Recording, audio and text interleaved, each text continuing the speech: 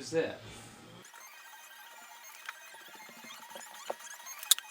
What's going on here?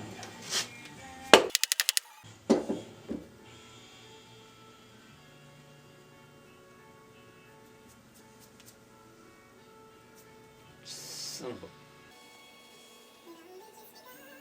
I got a metal sliver.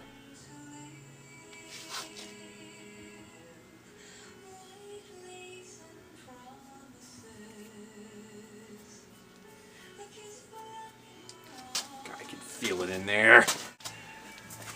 Alright. I think I got that sliver out. Slivers are a nasty thing. Sometimes you think you get them out and then they're still in there. I'm sore, know that. Anyways. And I ate my supper. So now, back to this mystery. I'm beginning to think I was hallucinating. But I could have sworn that when I banged on this shaft here with the dead blow mallet that this started to come out on this side. Maybe it was just this bushing moved out. No, it's moving out. I just moved it back in.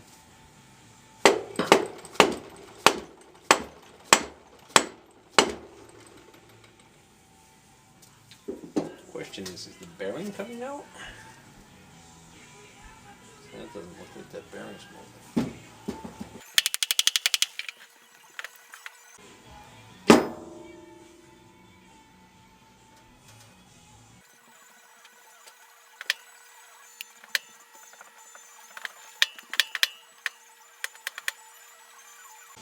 Dare I put this in the press?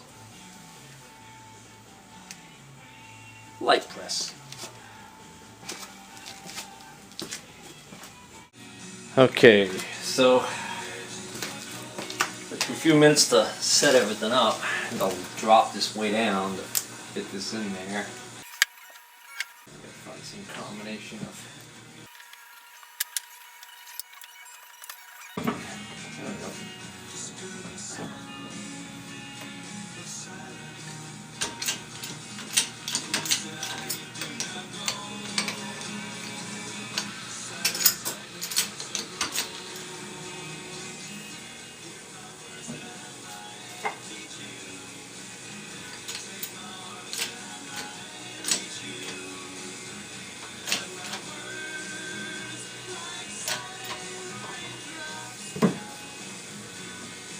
Nope. I'm putting enough pressure on there that that should be coming out if it was going to come out that way. I think. Putting more pressure on there, I run the risk of bending or damaging something. Very strange. Now it's funny, in the press it didn't want to move, but I just gave it another whack over here. And now that bronze looking bushing has moved out again. But again, I'm thinking now that that looks like it's just sliding on that.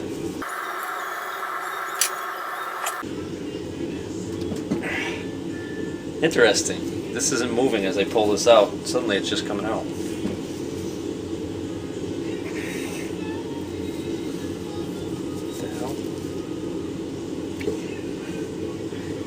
This shaft must push into this and engage this somehow. See how far that's out now. So just to recap what we're looking at here, there's a bushing of some type, bronze looking, or some type of alloy. Bearing, and then I don't know what this is. Another bearing, possibly.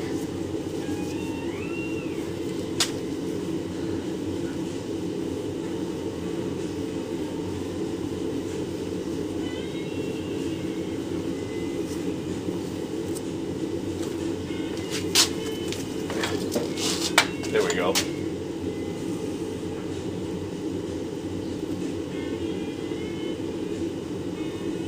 The heck? Look at that. Is that broken?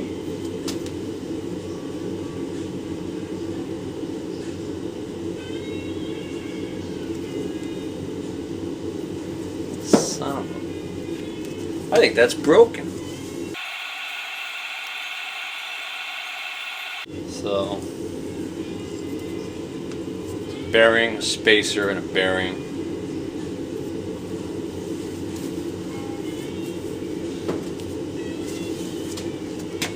Alright. Think about this for a second. How would that break? That would break through a torque if this turned when this couldn't turn. See, in other words, I had this thing running and you could see it was turning, it was spinning the collet, but I never really had this on the load. So the question is, as soon as it was on the load, would it have stopped turning? I mean, the obvious question is, did I break this? Well, by just pushing on it the way I was pushing on it in the press, or banging on it, I was forcing these two pieces against each other. That would not explain it snapped like that, being snapped the way that snapped. That's like just completely sheared.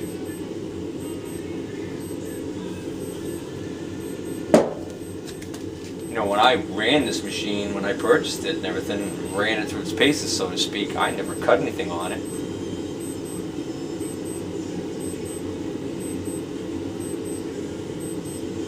It also begs the question whether or not this actually would sit in there, whether this would act as almost like a keyway and lock these two pieces together. I mean, could this actually operate like this?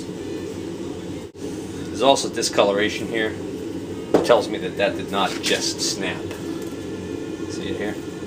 But that's been broken. How does this come out?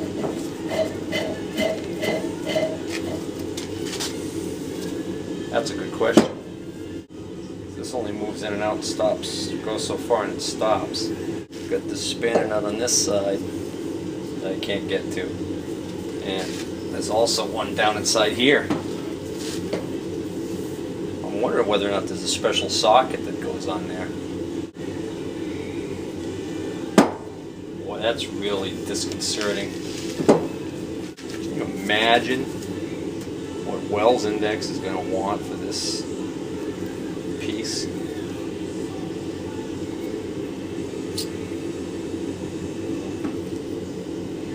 That just slides off. Note to myself for reassembly that this bushing right here has a slot in it, a groove, and the groove faces towards the bearing like that. Hey, I can see the pin that actually locks the in the groove of the R8 collets right there. There's the little pin right there. Those get sheared and have to be replaced occasionally. At least I assume, because I saw in the manual the instructions on how to do that, I believe. Which I guess they figured if you can figure out how to do that, you can figure out how to change these bearings. That bearing's cooked. That one's cooked. I can see rust and garbage inside of it. I wonder if this was running at speed and seized up for a second and caused that to get sheared. Alright, this bearing appears to be pushed onto this part in here. This diameter here is smaller than this diameter. So this bearing gets pushed on in this direction, then the spacer, then this bearing gets pushed on in this direction.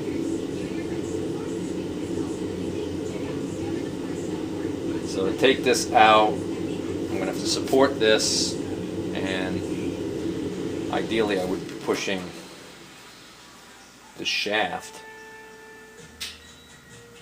Now that begs the question, how the heck are you supposed to get this out unless this does come out this way? There's that wrench I was looking for before. Like I said, I don't think it was going to be the right, see. But that's the idea of the wrench that I was looking for. Alright, so I'm trying to see whether or not this is moving when I'm banging on it. So what I'm doing is I'm using the caliper, tail end of the caliper here to check the distance from the top here to what looks like the inner race of that bearing. Okay, and so I'll just leave that set like that.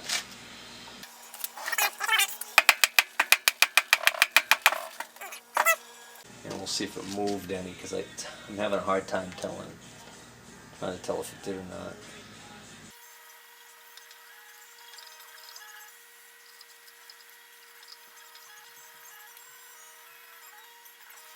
Without a doubt, it's not going to come out.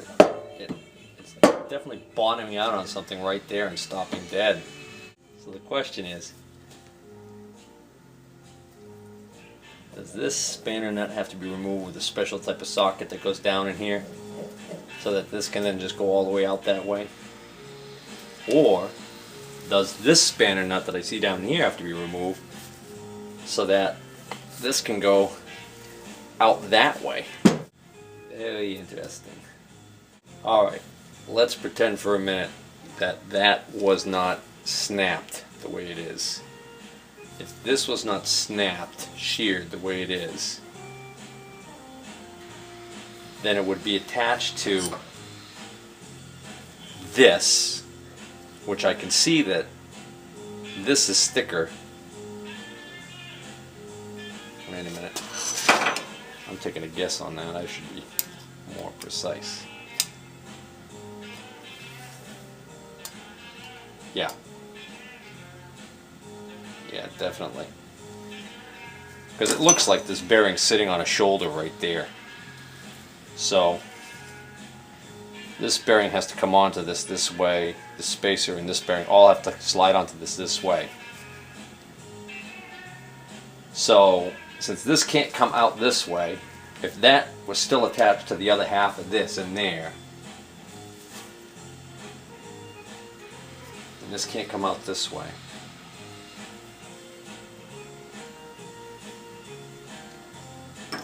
then this has to come out this way. So this is the nut that I need to focus on trying to get released. Wish I had a pair of those needle nose pliers that they use for brake work, the ones that are long and have a 90-degree on the end of them. And I'd love to see if I could get to engage these two little tangs right here.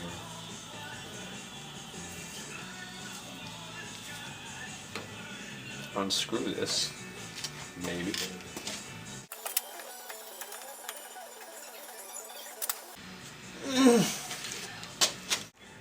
Well, I just went over to the press real quick and got the bearings off of this. You know, they go on just as I suspected. They press on. First that bearing presses on down here and sits on this shoulder. And then there's a sleeve. So this is the bottom bearing. And that was on like this. Then this sleeve sat on top of that. Then this whole spacer sat in there, and you can see it's got grooves that have grease in them. And then what you do is you pack that with grease. And I guess that's supposed to work its way into these bearings. But it's funny, these bearings almost look like they're sealed. But I think maybe that's... no, they're not.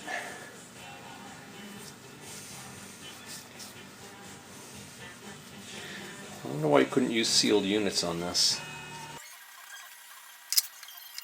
I already saw a number on one of these. Curious to see what these are.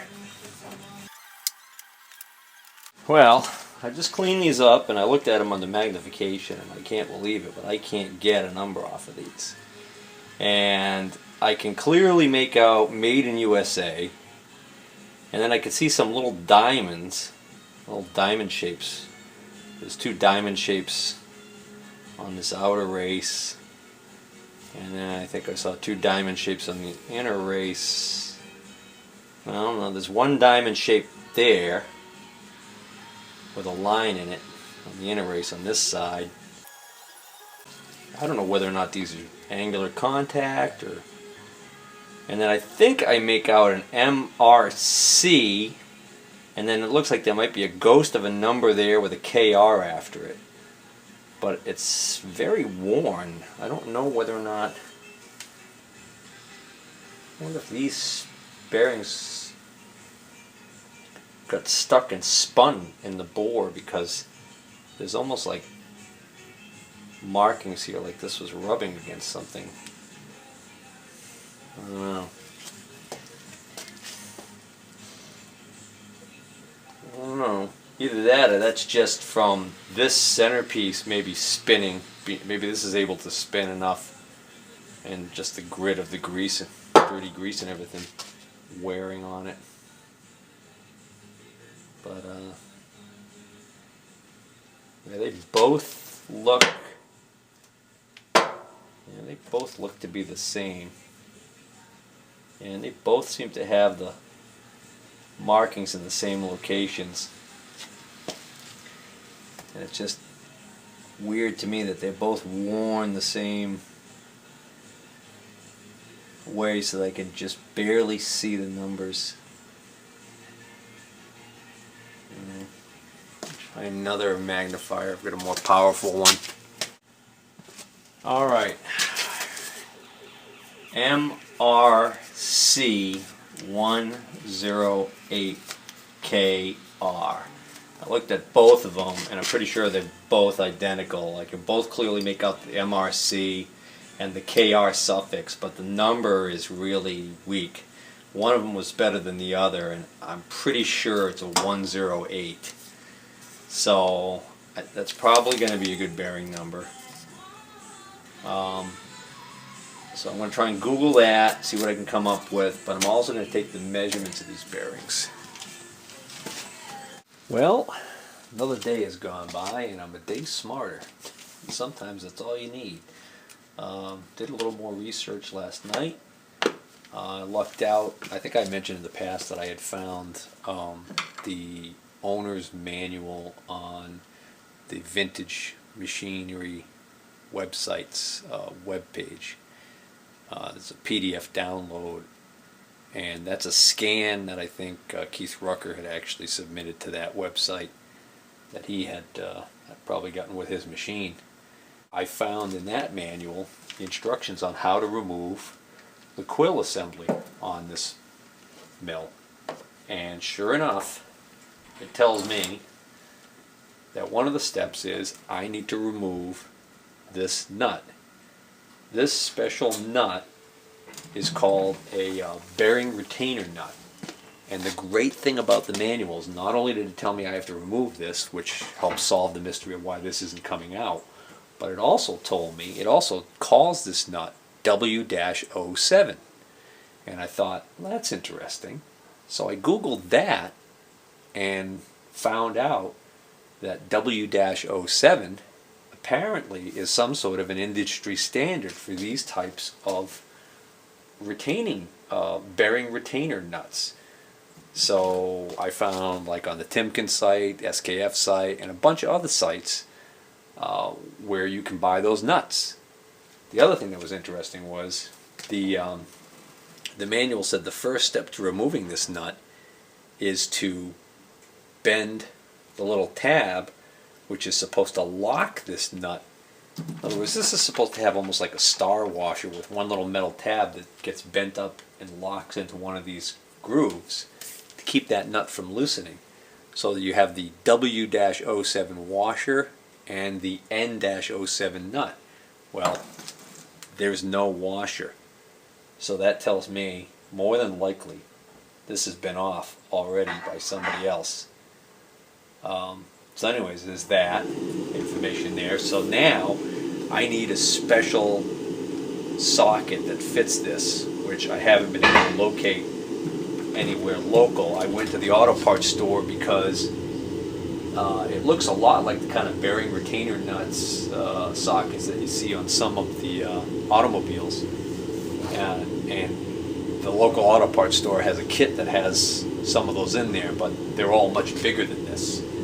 So I need to either buy somewhere online, I need to buy the specialized socket that's going to go on here to undo this, or I need to fabricate one. So that's that. And then the other issue is the bearings. I researched that bearing number last night, did some searching, and lo and behold, it's a good part number. This is what's called an angular contact bearing, which is interesting because this is the kind of bearing I was contemplating using in the SIP drill press to replace that strange bearing setup. And so this is an angular contact bearing. Boy oh boy, is this an expensive bearing. And I have two of them here, and then there might be another one underneath here. Angular contact ball bearings, they're going to be really expensive to replace unless I get lucky and find something on eBay. So far I haven't. And then the retaining nut here, I don't know, I'm tempted to maybe try and make something to actually use to get that nut out of there. Not quite sure how I'm going to attack that. The other thing I could try with these ultra expensive bearings is I could try reusing the original ones, cleaning them thoroughly, and then seeing how they sound and look. And if they sound and look okay, I could repack them with grease. I just put some of this 3M foaming engine degreaser in a jar and let it soak and shook it around. You can see it looks like mud. Well, it took a lot of fussing and cleaning, but I finally got this thing pretty darn clean. And unfortunately, what I can see inside there, when I look under magnification inside that gap, there's still some grease I haven't gotten out of there that's hardened. But what's more alarming is that I can see rust. I can see surface rust on the bearing components. And it also looks like some scoring. You know, the fact that this is so beat up on this outer edge here, I really think that this bearing may have seized and spun in the bore at some point. Not to mention